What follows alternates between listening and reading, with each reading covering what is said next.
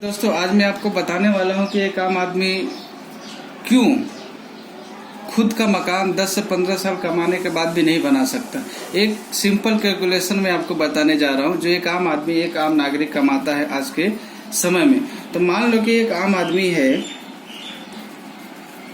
एक आम आदमी की बात कर रहा हूं जो 20,000 रुपये, सपोज मान लो 20,000 रुपये पर मंथ कमाता है, यानी सालाना कमाएगा कितना? 2,40,000 रुपये।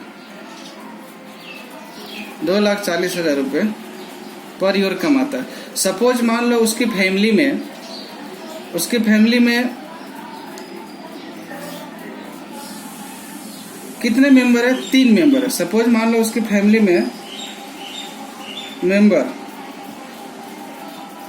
मेंबर में एक वो खुद है, प्लस एक उसकी वाइफ, प्लस एक चाइल्ड है, यानी 3 उसके फैमिली में कुल टोटल पीपल है, बराबर। और उसकी आमदनी है सिर्फ 20,000 रुपये पर मंथ, यानी कमाने वाला सिर्फ एक आदमी और खाने वाले 3।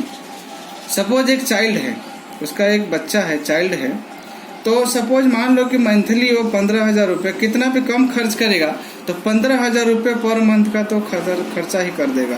कहने का मतलब क्या है कि वो कम से कम 1,80,000 रुपये, 1,80,000 रुपये पर ईयर वो खर्च कर देता है। तो सेविंग कितना करेगा? 60,000 रुपये।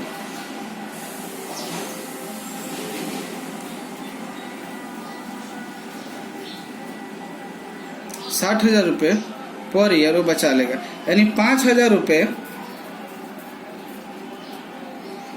पर मंथ वो सेविंग करता है फॉर फ्यूचर। समझ गए मेरे दोस्तों? एक आदमी है जिसमें 3 लोग रहते हैं, एक वो खुद कमाने वाला, एक उसकी फैमिली है और एक बच्चा है। 60,000 रुपये। अब आप खुद सोचिए, 60,000 रुपये बचत करने वाला इंसान क्या कोई खुद का मकान ले सकता है? क्या कोई बिजनेस खड़ा कर सकता है? बहुत मुश्किल है दोस्तों आज के समय में, क्योंकि वो सिर्फ सोचता ही रह जाएगा। समझ गया?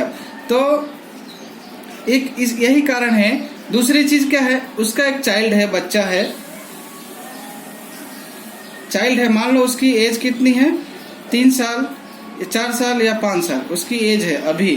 तो जब 10 साल 15 साल का होगा, 10 या 15 साल का होगा, सपोज मान लो वो 15 साल का उसका बच्चा हो गया, समझ रहे आप? 15 साल का उसका बच्चा हो गया, तो 15 साल के बाद जब वो लड़का कॉलेज में जाएगा या आगे की पढ़ाई के लिए होगा, तो सपोज मान लो उसके पास कितने पैसे होंगे सेविंग के लिए? उसके पास टोटल रुपए आफ्टर 15 ईयर्स,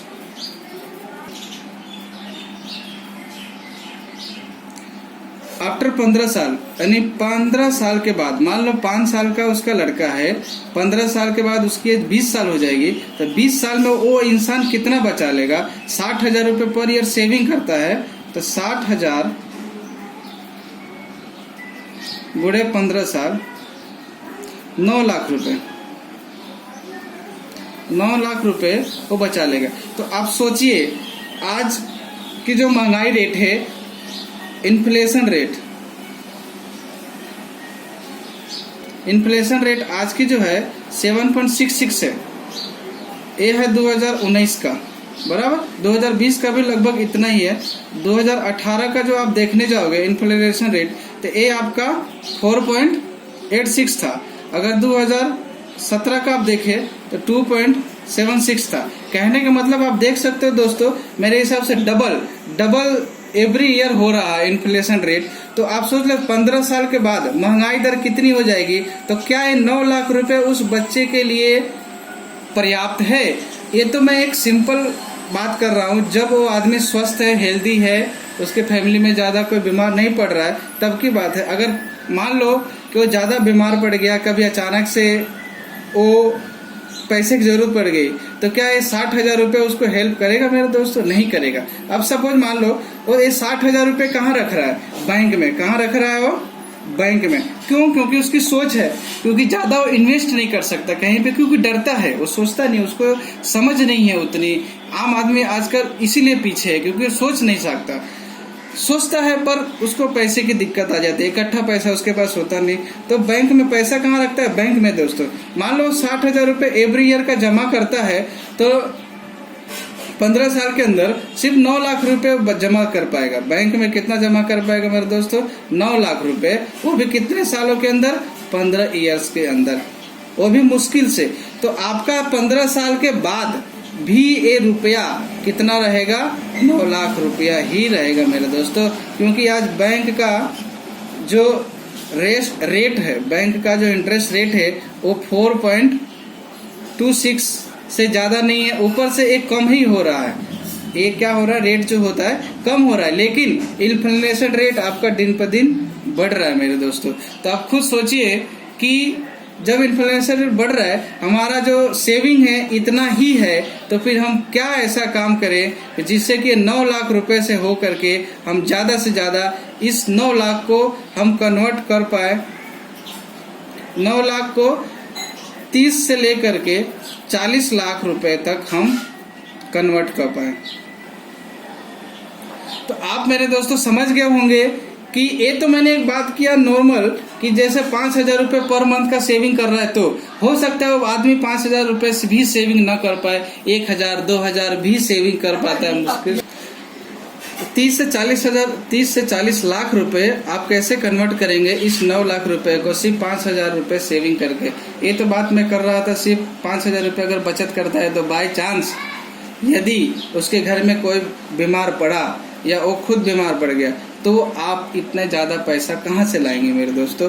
इसी कारण एक आम आदमी हमेशा एक आम आदमी ही रहता है, वो कभी भी बड़ा नहीं बन सकता जब तक कि उसकी सोच बड़ी नहीं होगी मेरे दोस्तों। इसीलिए बोलता हूँ, इस सोच को बदलने के लिए आप मेरे साथ जुड़े रहिए, चैनल को सब्सक्राइब कीजिए। मैं फिर से एक नया वीडियो लेकर के आऊंगा कि आप इस अपने सेविंग को ओनली सिर्फ सेविंग से कैसे आप 9 लाख से 30 से 40 लाख रुपए आप कमा सकते हैं मेरे दोस्तों।